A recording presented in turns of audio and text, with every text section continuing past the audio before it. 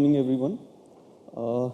In this talk, we'll see about job scheduling. So,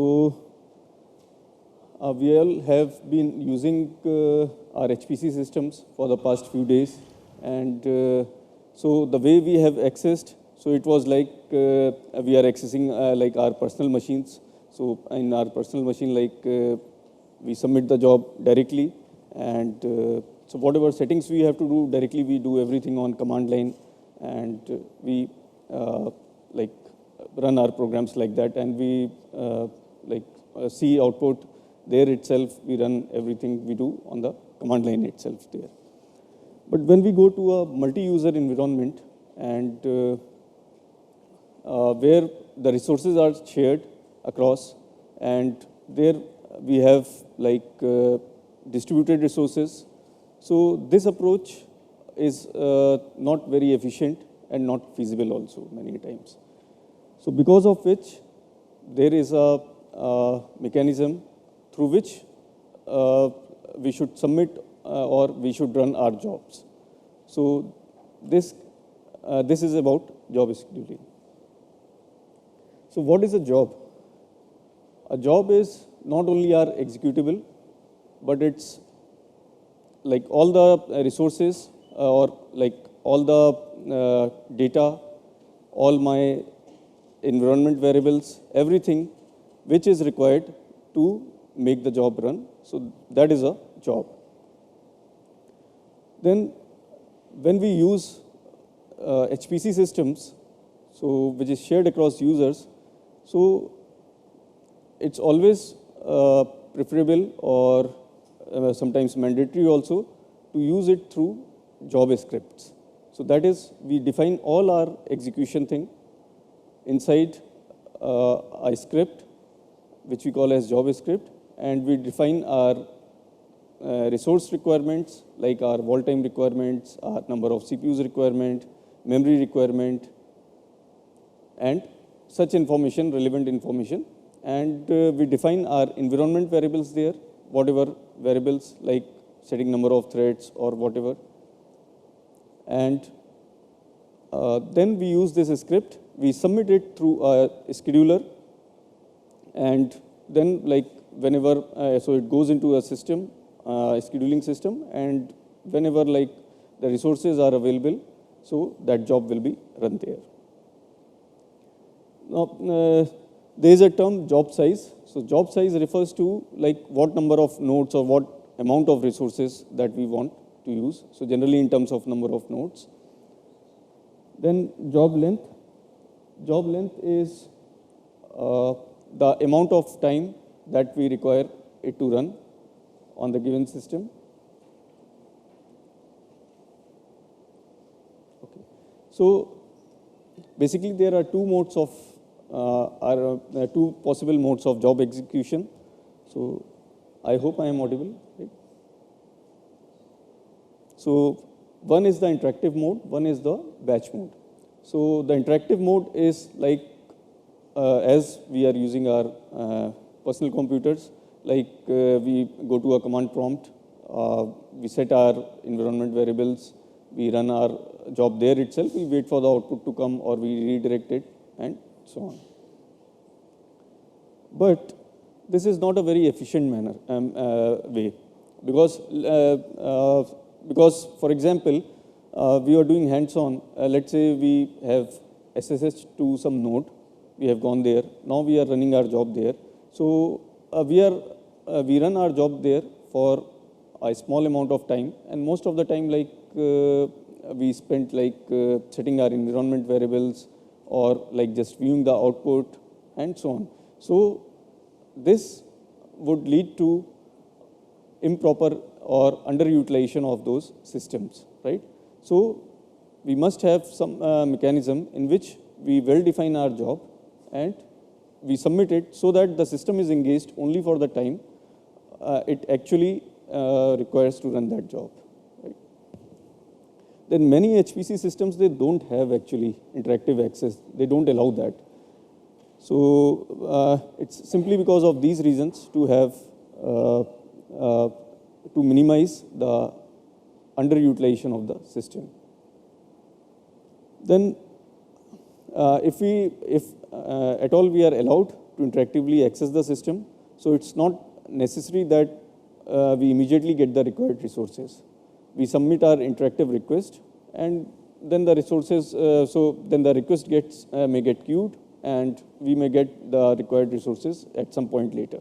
But the user may not always be present there to run the job. So once the resources are allocated, they may be idle because the user is not there.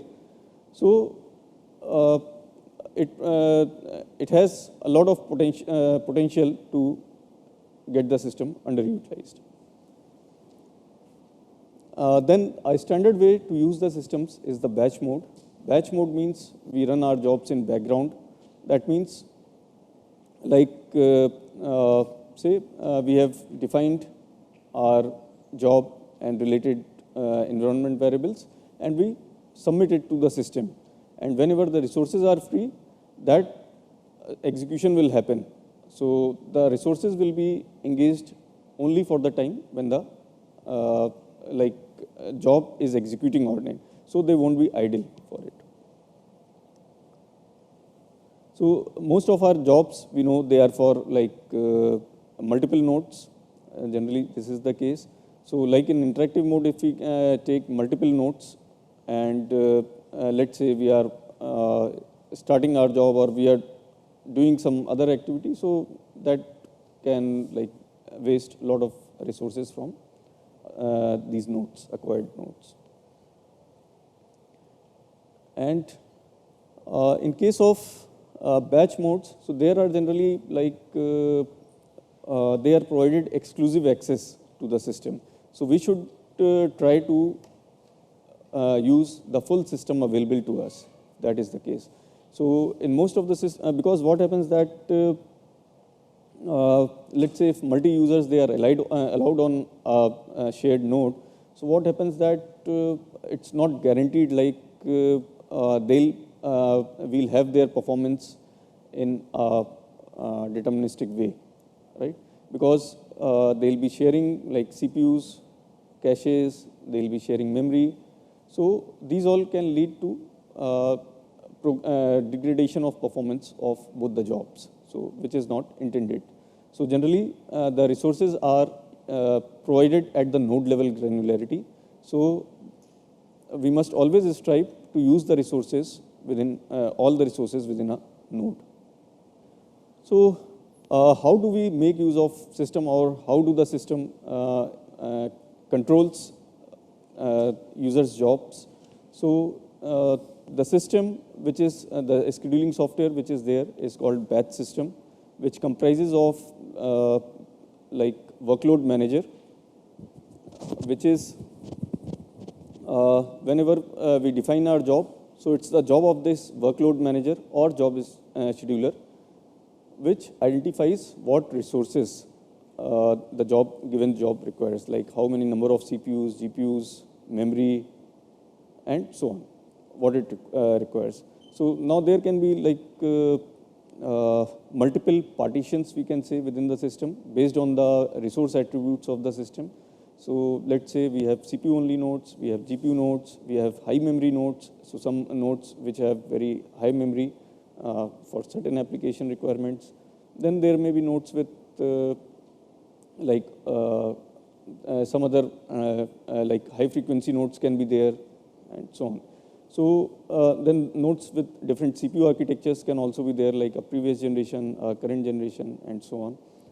So they are part of the same HPC cluster, but they are partitioned into logical domains, which we can call as, so in different batch system contexts, they are called differently, like they can be called partitions, they can be called queues, and so on.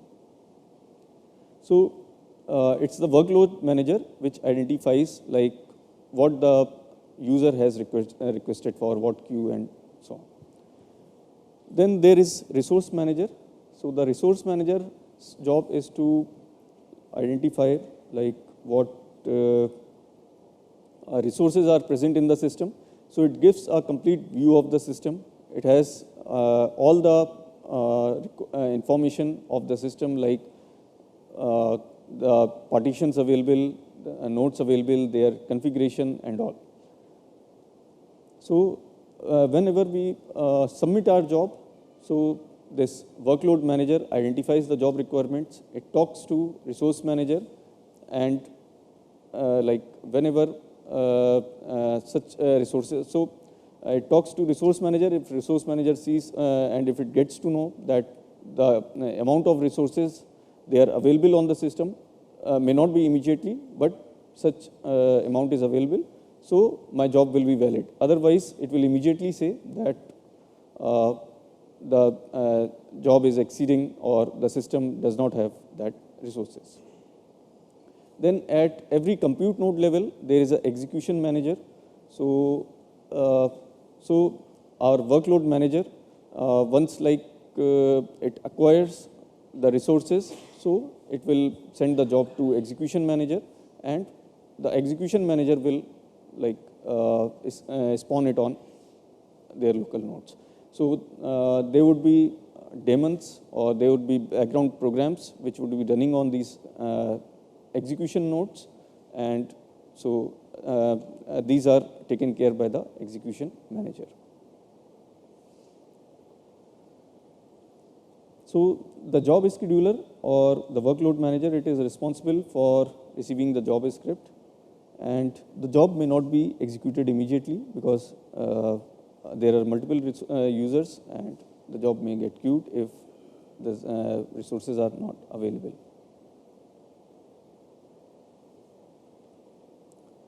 So there are several job scheduling policies, and most of these systems, they have a combination of these scheduling policies. They don't have just one. So a very simple policy is FCFS, first come, first serve. So which says that, let's say I'm a user and I have submitted my 10 jobs. So, and system is free and I have submitted my 10 jobs and the resources are free. So all my 10 jobs will be allocated on the system. Now let's say another user comes in and submits the job. So if the resources are not free, so like my job will be running on the system. Or let's say the second user comes with a job requirement of say 10 nodes. We have 4 nodes free on the system. The second job requirement is 10 nodes. Now a third job comes with say requirement of 4 nodes, right? But although the system is having 4 nodes free, but it will not schedule the third job right away. It will, because it is first come first serve, it will wait for the second job to complete first, acquire those 10 nodes, and then only it will allow the third job to finish. So, so this is not an efficient mechanism. So this can be like managed by backfilling policy, in which like the scheduler has intelligence to identify like what jobs can be, what jobs lower in the job queue, which can be fit into the system ahead of higher jobs in queue, and without like delaying the prospect of scheduling of lower jobs, right? So that is backfilling. Then fair share. Let's say, so we hear this term a lot, like in our mobile data also and everywhere. So where like if we, so like in case of our mobile data, we get certain amount per day. So though it is unlimited, but certain amount we get at a higher bandwidth, then we get it at a limited bandwidth after that. So similar is the case here. So if I use a lot of resources in a small amount of time, then for extended period of time, the priority for me would be reduced. So I'll have lesser priority than the jobs which have used the system less over this period of time, right? So, so this allows the system to be made available across users, so that one user he keeps on, he has put a lot of jobs in the queue, he has several jobs in queue, so that should not hamper the prospects or not starve other jobs from getting running, right? Then preemptive, so wherein priorities are assigned to jobs. So these can be assigned through individual job level, or they can be assigned to queue level or partition level, wherein jobs associated with those queue or partition, they'll be having higher priority. And so once they come, so a job running on the system may get preempted, provided the system has mechanisms to save the state of the running job, so that it can restart it to that point or near point in its execution, last execution later on. Okay. So job queues, so they are based on various policies and features of the system. So policies, it can be within a institution or department, there can be several projects, several groups of people. Jobs can be, specific jobs can be created for specific groups of users and so on. Then jobs can be based on the types of resources of the HPC system also. So there are various jobs in the system, and when a user of the HPC system may not be allowed for all kinds of queues, job queues. So he or she may be allowed for certain kinds of queues only.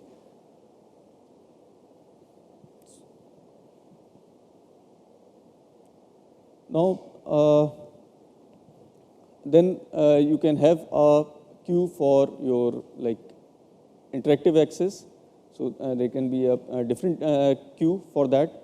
So let's say we have a 1,000 node cluster, maybe 10 nodes out of this cluster, they are made available only for the, they are made available for the interactive access. The other nodes cannot be accessed in interactive mode. So these 10 nodes can have a separate queue for them. And so interactive access is also important sometimes whenever we require the need of debugging of our jobs. So when we are writing our, developing our own programs, so though we have tested it on a smaller scale, but it's not necessary that it would work fine at a larger scale also.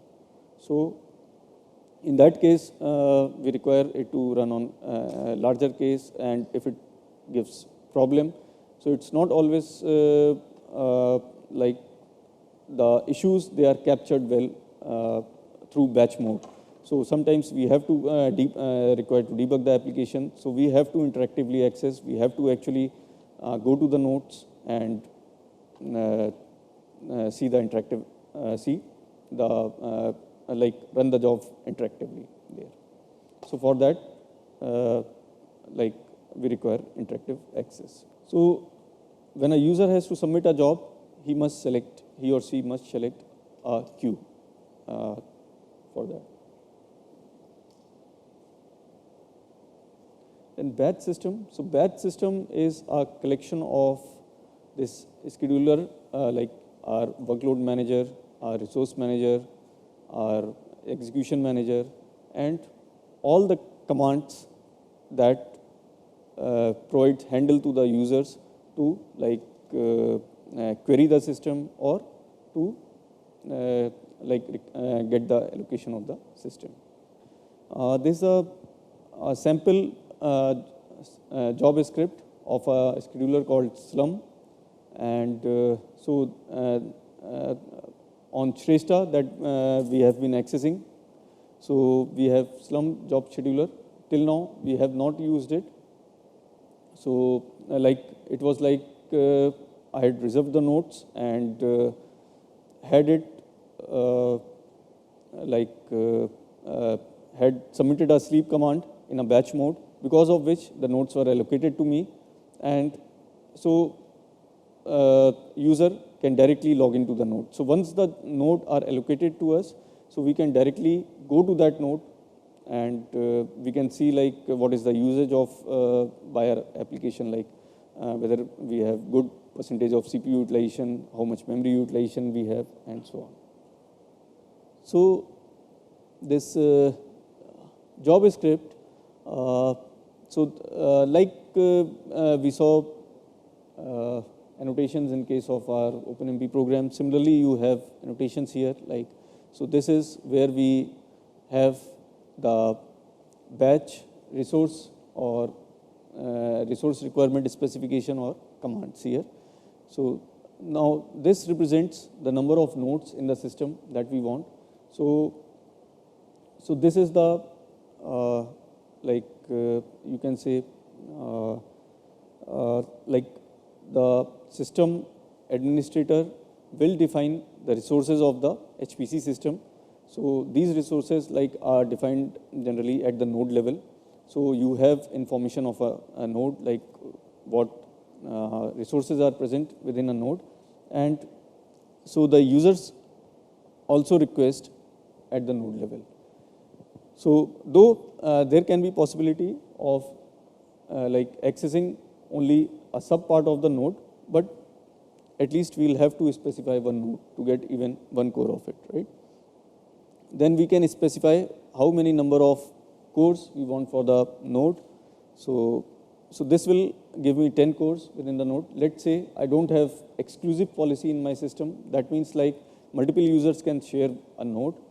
So in that case, multiple users, let's say I have 40 cores, so 4 such jobs can land on the same node in that case. Then I can specify my memory requirement. I can specify my time requirement. So this is hours, minutes, and seconds. Then my job name. And then I can specify job file name wherein like my standard output, a standard error will go to. So this %J will take the job ID. So whenever we like submit our job, we get a unique identification with respect to that job, and so that we can uniquely identify the output of that job. That job ID would be, this job file would be named with this job ID. Then in Slum we have partitions which are like equivalent to queue in other batch systems, and so I'll give you a demo in which you can see like what are the different partitions, and we have to name one of the partition. And there can be a default partition also. If we don't name it, we can get the resources from that partition. Then these are some job environment variables like slum submit dir. So the directory like which we are working on, or from which we have submitted our job, right? So that path is captured in this variable, and generally it happens that wherever we have our input executive or all the dependencies of my program, so we run our job from there. So when my job gets actually running, so it will go to this node, this path first, so that it has access to, so it has all those input files in present there. Then we give our command here. So the number of processes can be directly will be calculated based on our request given here. So if we have, let's say, one node and 10 cores, so this value will be 10 here. If we have 2 nodes here, the value would be 20 here. Then there are lots of commands. Some are user level commands, some are system admin related or root privileged commands. So through which this batch system can be used. sbatch, this is the most commonly used command for our for Slum. So we create our job script as we had seen in the previous slide, and then we'll pass this job script to sbatch, and like when so that would get our job script would get submitted.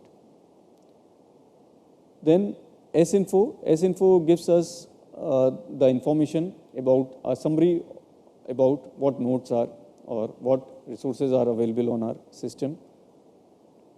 Then srun is there. So srun is used to launch the job. So within our script, we can use srun. We can also use srun for interactive access. So when we use srun, so like this will be integrated with our MPI implementations. So we'll directly use like srun, and so that will be that would spawn our job. scancel to cancel our jobs, and job ID is the parameter to it, input to it. SQ gives us like what jobs are there in the queue and across different partitions for all users. Through scontrol, we can have finer details about the system, about the jobs, about nodes, and so on. salloc, so this will give us the interactive access, but will not directly land to the job. srun, if we are accessing interactively through srun, we'll land on the first compute node which is allocated. We can have multiple nodes allocated, but we'll land on one of the node, and from there we can make use of other nodes also. But through salloc, we do not land, it is simply allocated to the user. User has to SSH onto that, and we can run. Then saccount, so it gives the accounting information related to the usage by different users. So this is relevant because generally, like the users are not given kind of free access to the system. They have limitations in terms of CPU hours that they will be allowed to use. So there will be an accounting manager which will keep account of all the system, and there will be a account name related to every user. User has to give that account name while running the job. SView, it gives us a graphical display of running jobs, available nodes, and so on. So some more features, like we can have job dependencies, wherein like we can, let's say I have a pre-processing requirement, then main processing. So like I have submitted both the, so like so pre-processing may not always require huge amount of resources. They are not always in running in parallel, or they run for they are not that scalable. So we'll have fewer requirements, resource requirements for them. They may be serial in nature, but may take huge amount of time. So in that case, we should not be doing like within our job script, we are doing pre-processing also, and we are doing main execution also, and we have acquired the whole lot of resources for that. So for that, we can have make use of dependencies. So we'll we'll submit the pre-processing job, and then we can like while submitting the main execution job, so we can specify the dependency here. So whether like let's say we put after OK here, so that means once my pre-processing job is completed, then only my main job will start, and we have to pass the job ID of the pre-processing script. And then singleton, it is used like we have several jobs with the same names, so it is used for those.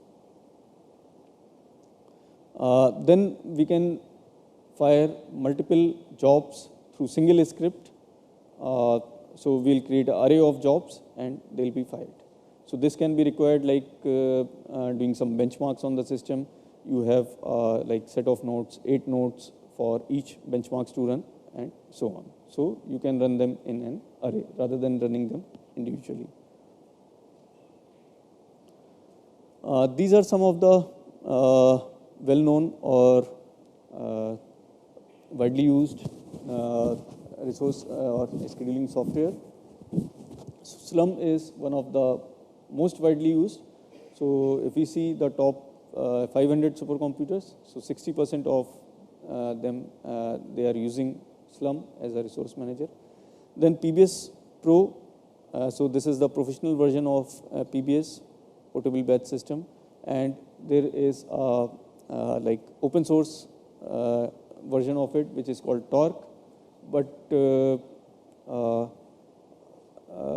kind of they have like they are not doing it like active development of it right now for the Torque, so it is quite old now. But the PBS Pro is there on it's a commercial software, but Slum is open source and freely available one. Then load sharing facility, it's another scheduler or scheduling software. Load leveler and Condor. These are some of the references. Any questions?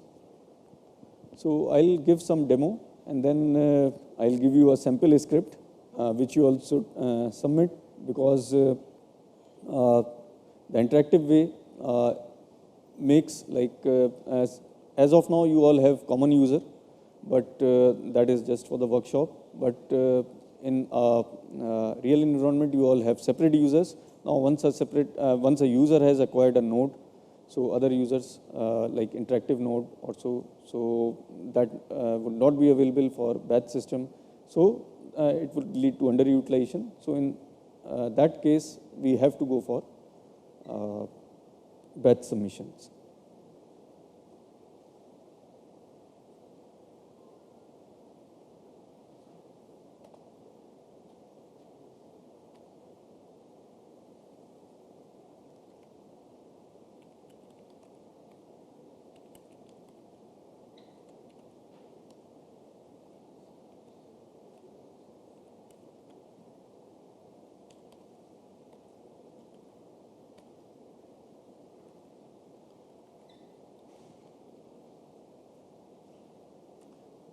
So this is a sample job script, or is this visible?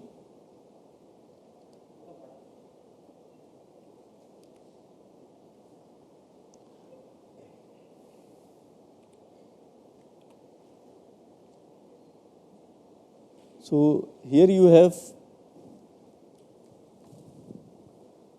number of nodes, then number of tasks per node. So you must know this. Like if you give more number of nodes, it can be in queue or it can throw error also. Then the time. So here I have requested for 50 minutes 20 seconds. The name of the job.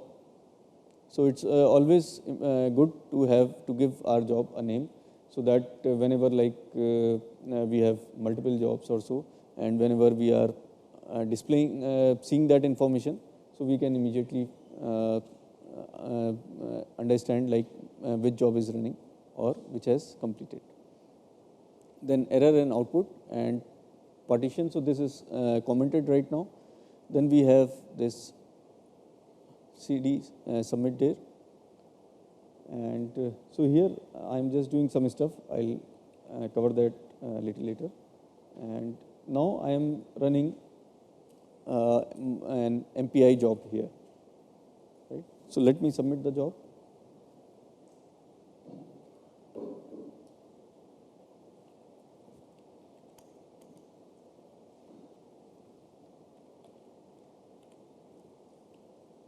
Okay, so before submitting the job, let us see what jobs are running on the system.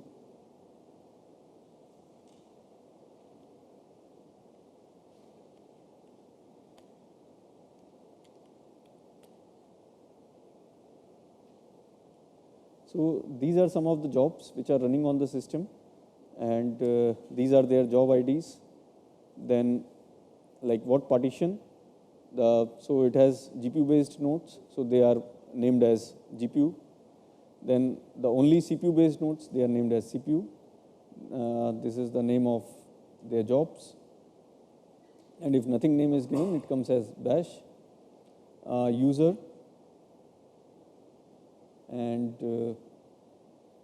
the job state of the job, so running or in completion state, and the time it has been, it has like spent in running, and the number of nodes the job is using, and on which compute node it is on.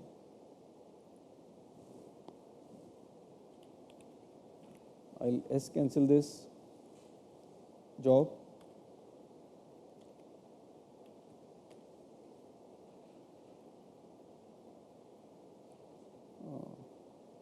Okay, so now I'll submit the job script which we had seen.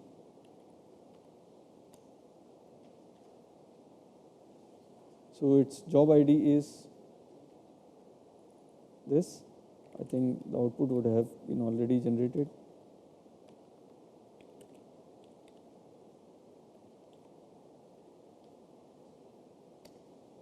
So this is the output that has come from it, and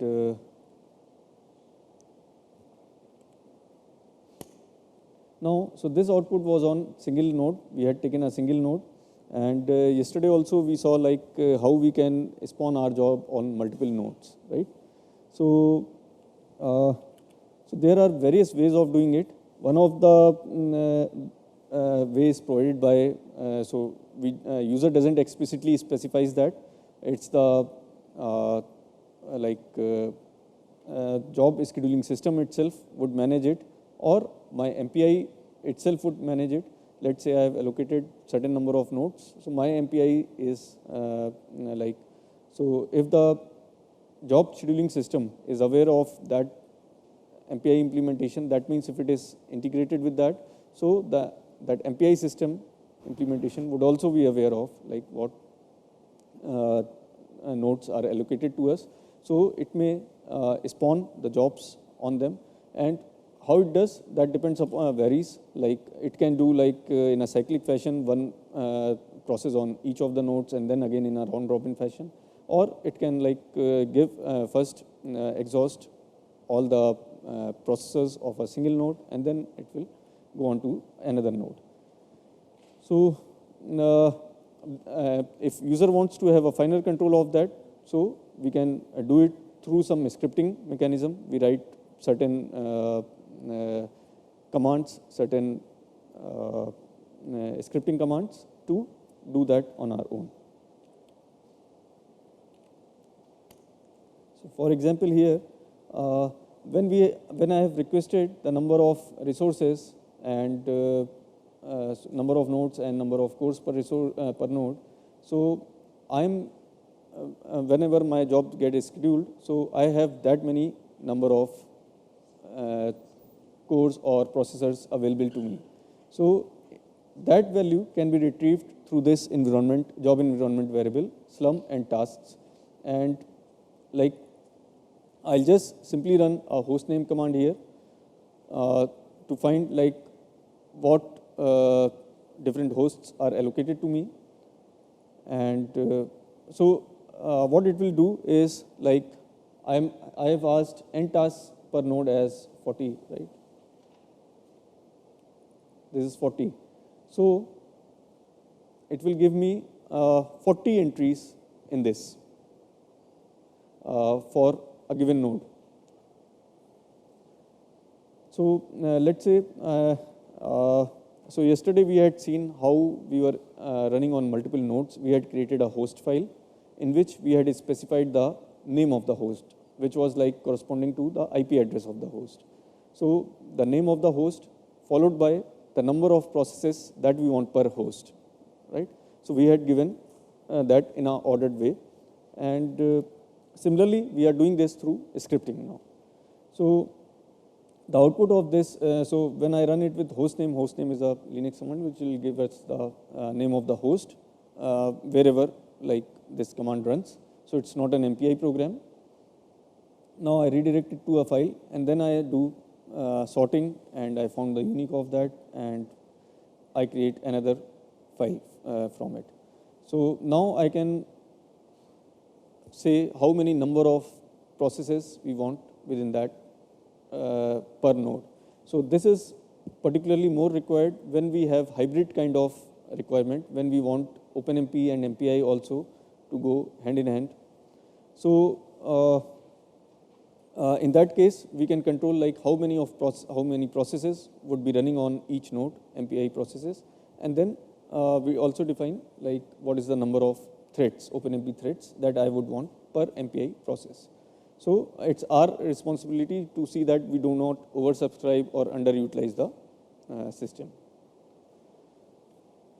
So here, again, like we have created this job script, and in this job script, each line we have appended with number of some number, right? So this will correspond to the total number of MPI processes that would be run onto the system. So let's say I use 2 nodes here.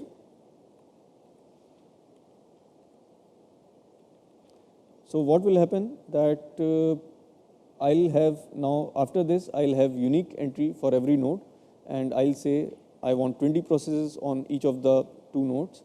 So when I will run with 40 processes, so 20 processes will go to one node, 20 processes will go to another node. Now, for each of these 20 process, I can have 2 OpenMP.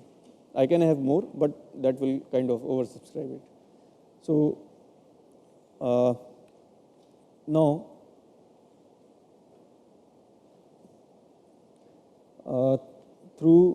we can pass the information about our OpenMP thing in the command in the MPI exec command line itself. So there we can pass it as environment variable, like we can give it like this. So right now the program is not using OpenMP, so we'll not have the threads printed there, but we can make use of it like this. So we have the this hybrid program, MPI and OpenMP. So you can try it that you run certain MPIs per node, and these MPIs create OpenMP threads within the node. So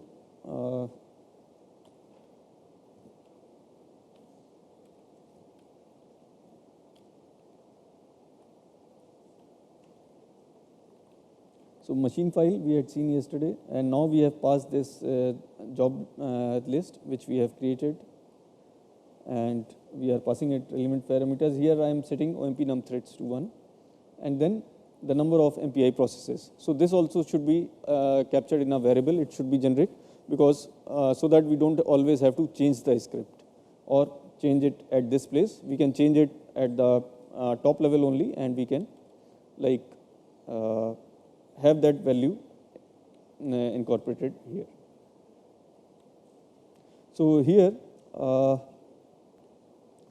I am finding out how many number of MPI processes I want to launch. So I have total these many, this multiplied by this many number of cores. So this value comes in slum and task. Now I want to run half of them. So I'm only running 20 MPI processes per node, so I'll pass this here.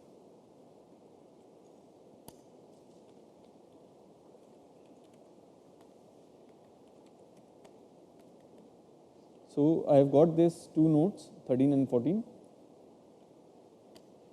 So the job is completed.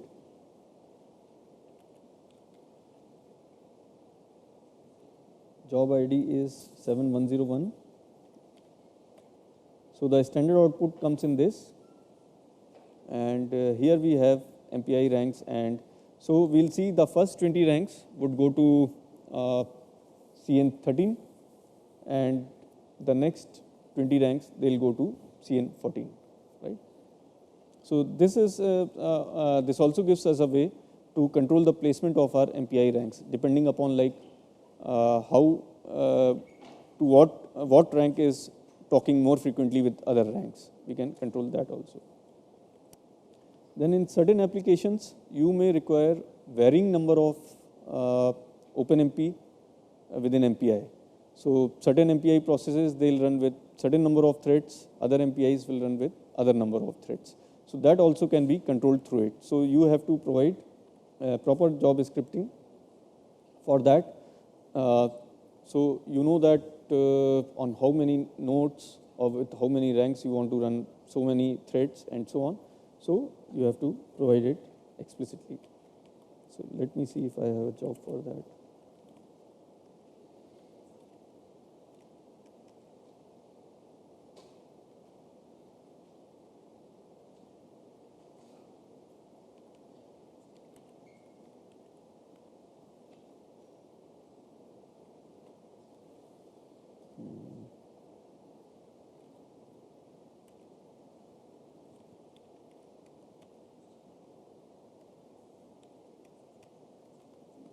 Don't have right away.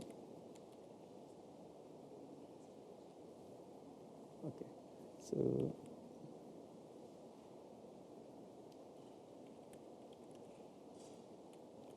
I'll show you a CPU and a GPU job. So in which how we can have finer control. Like say we have two GPUs on a given node, and so user can allocate only one of it, so that other user can also allocate the other GPU if I want to use. So that can also be specified in this job scheduling system. So there is an application called NAMD, which is a molecular dynamics application. It's an open source application, and so there is a script for that.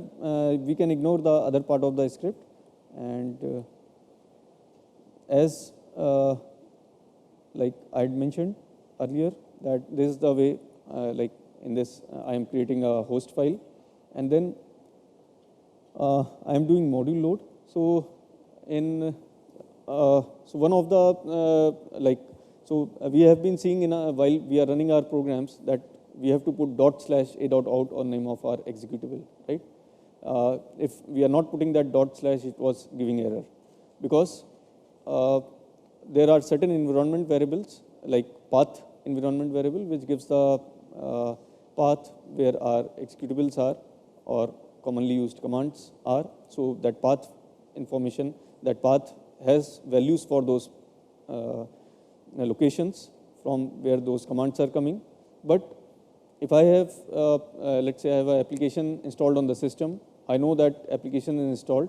So one way is like I must know where the application is installed, so that I'll have that path information, and I'll pass that. I'll need to set that path in my environment, or like I can do it in my bash RC file, or I need to pass it in my command line execution. Another standard way is to do it like they are available as module, which is a Linux utility, and we simply load it, unload it, and see information related to that. And so the paths of this particular module will be set in my environment. I can use that application now. Then I am running this application, and here I am doing like what GPU it will be using.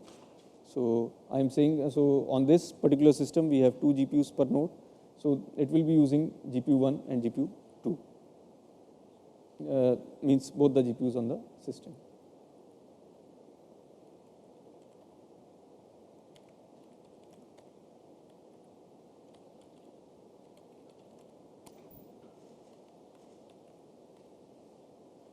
So the job's name is NAMD CUDA, and it has gone to two nodes, GPU 00, GPU 02. We can SSH to the node, and we can see it running. So the job is running. It is using. So we had run two processes per job, and these processes, they were using their own threads provided by the application. Then also we can see the GPU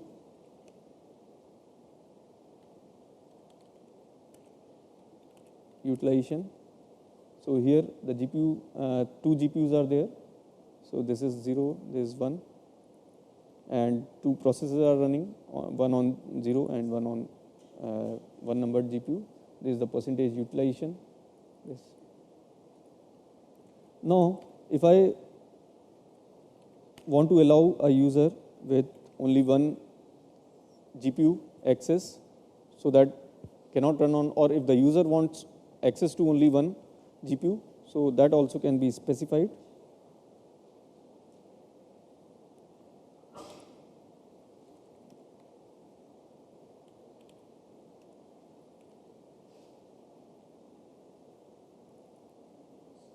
I'll cancel this one, and I'll take a interactive access to the system.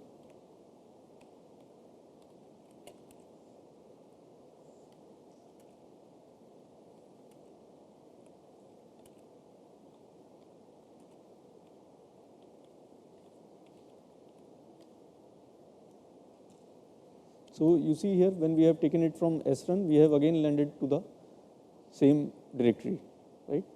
So if we have to do SSH explicitly, we would have landed to the home directory only. So, and the environment from the login is also carried forward here. But when we do it with SLOC, so that environment is not carried forward, and we have to explicitly do SSH to the node. Now I'll do the module load for the application.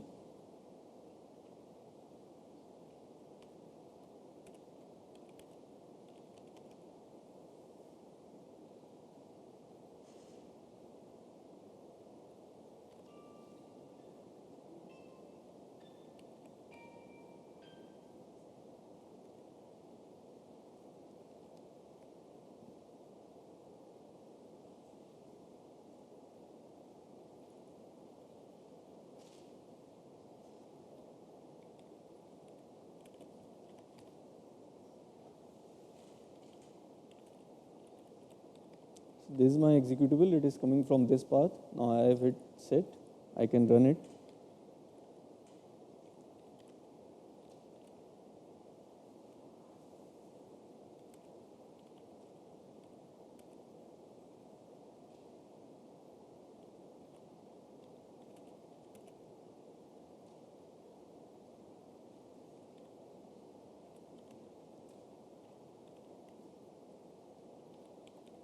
So this is the format of the application. So it has nothing to do with MPI.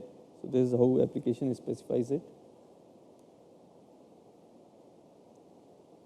Now the job, I'll open another terminal.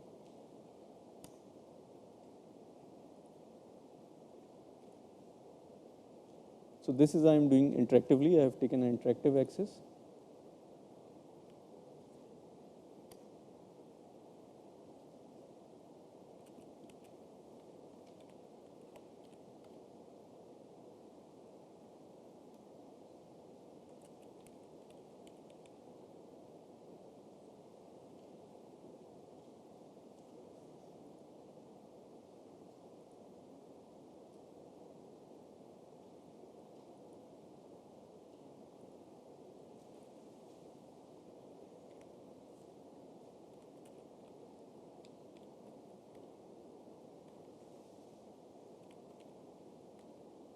So we are using both the GPUs here. Now I'll terminate the job, and I'll go out of this node. I'll take it with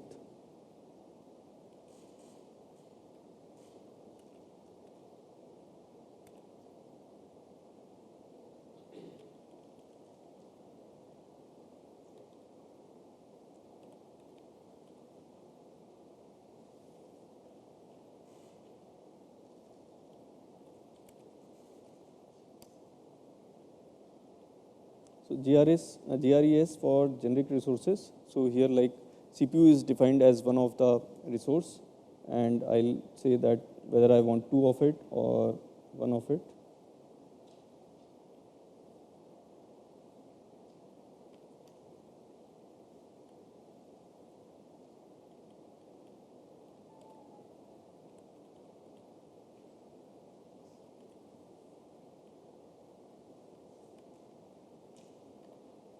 Okay, somehow not able to go. So okay, let me do through the script.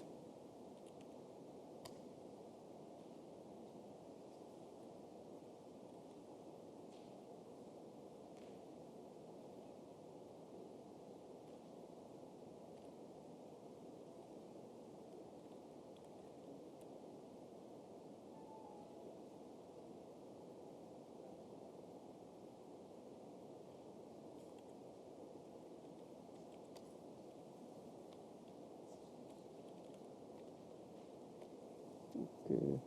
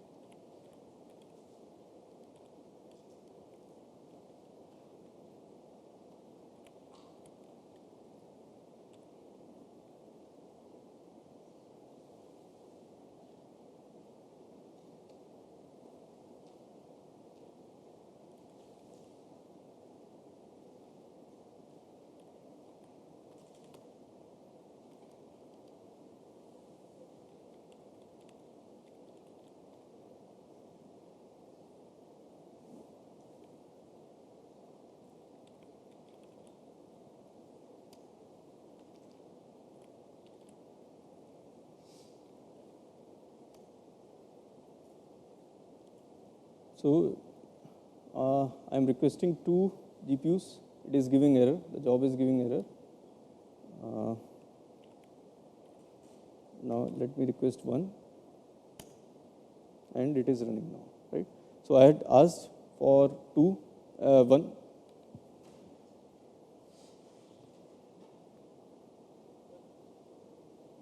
Okay. So this how like resources can be controlled, and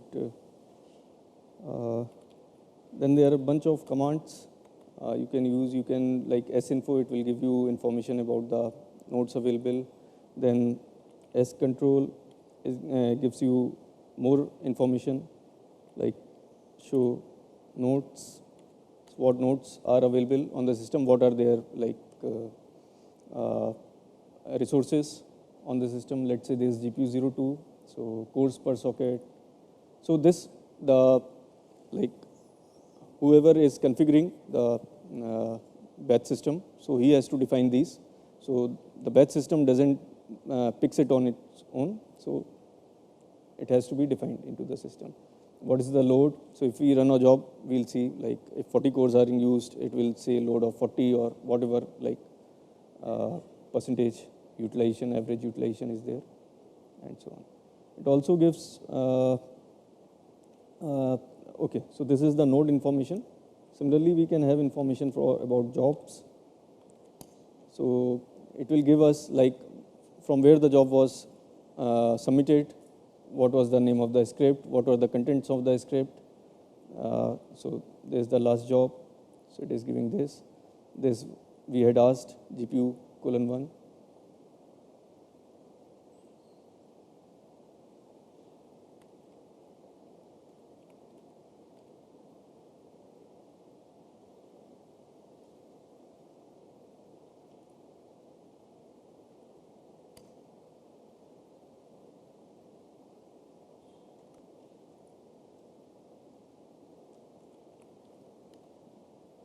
So there is a graphical interface also through which we can see information about jobs, nodes, partitions, what queues are there, and so on. Yeah. So you can click on it, have more like detailed information about the same.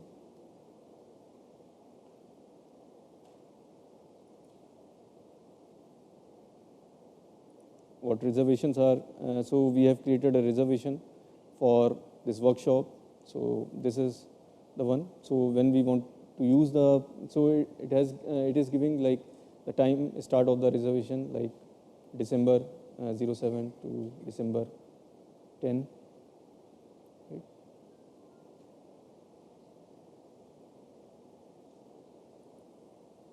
So to make use of this reservation, we have to get the reservation name. So if the nodes are free, directly you all can go to the nodes.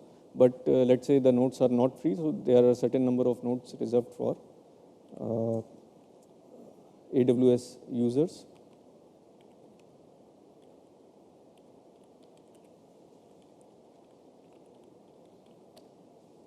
You can see the reservation information here, and this is the name of the reservation. So while submitting our jobs, whether through interactive or batch mode, we have to pass this reservation name inside the script or on command line, and we'll get the resources reserved. So these are the list of resources reserved, 01208 and so on. Now there is a sample script inside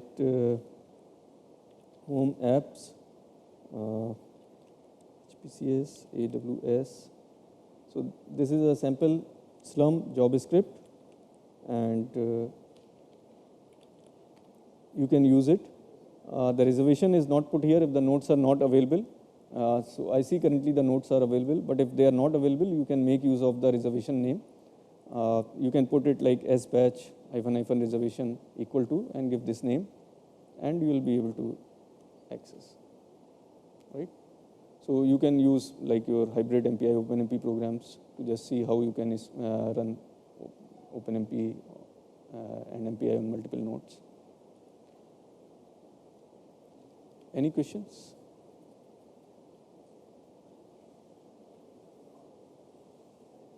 That's all from my side.